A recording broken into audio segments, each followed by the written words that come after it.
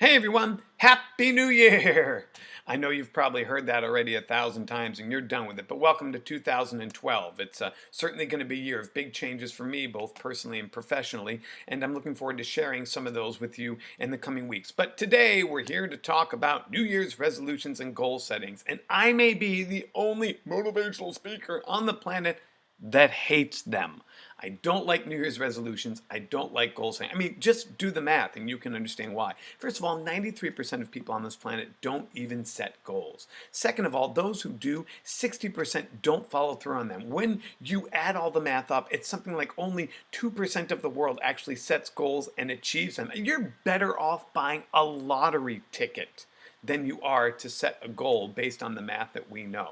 So it's not that I don't think goals are important. I think we should have things that we look for and things that we strive to be, and we should have things that hold us to a higher accountability and a higher standard. But I think that we need to be careful on how we approach them. First of all, I think the most important part of goals is looking back at who we are. I think it's not so much about looking forward as to what we want to be. I think it's more important that we look back and say who we've been, where have we fallen short, where have we achieved success.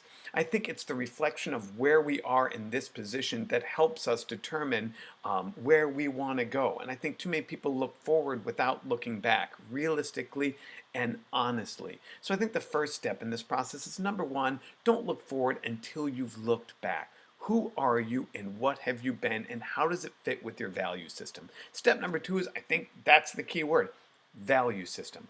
Don't set goals or objectives unless they match with your values. Don't try and be something that you aren't. Don't try and do something that you don't really want to do, because you're setting yourself up for for failure. Because if it doesn't emanate from here first, it's not going to happen out here next.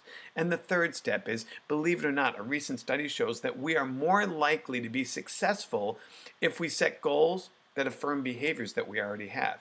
If you've been losing weight, continue to set a goal to lose weight.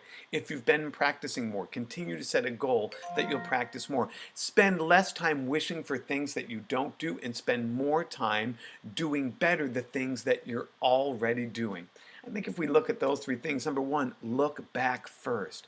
Number two, is be grounded in your values so it means something to you.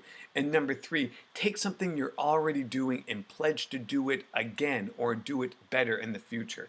I don't know if you can call that goal setting so much as a lifestyle management, but the bottom line is those are the three things that are most likely to make you more successful. Don't forget, look back before you look forward. Number two, ground everything in your personal values. And number three, make sure that you're picking something that you're already doing and choose to do it better. I hope that helps, and I hope that it gives you some food for thought. I'm wishing you continued success in the coming year and in everything that you do, but especially musically. And finally, just a plea.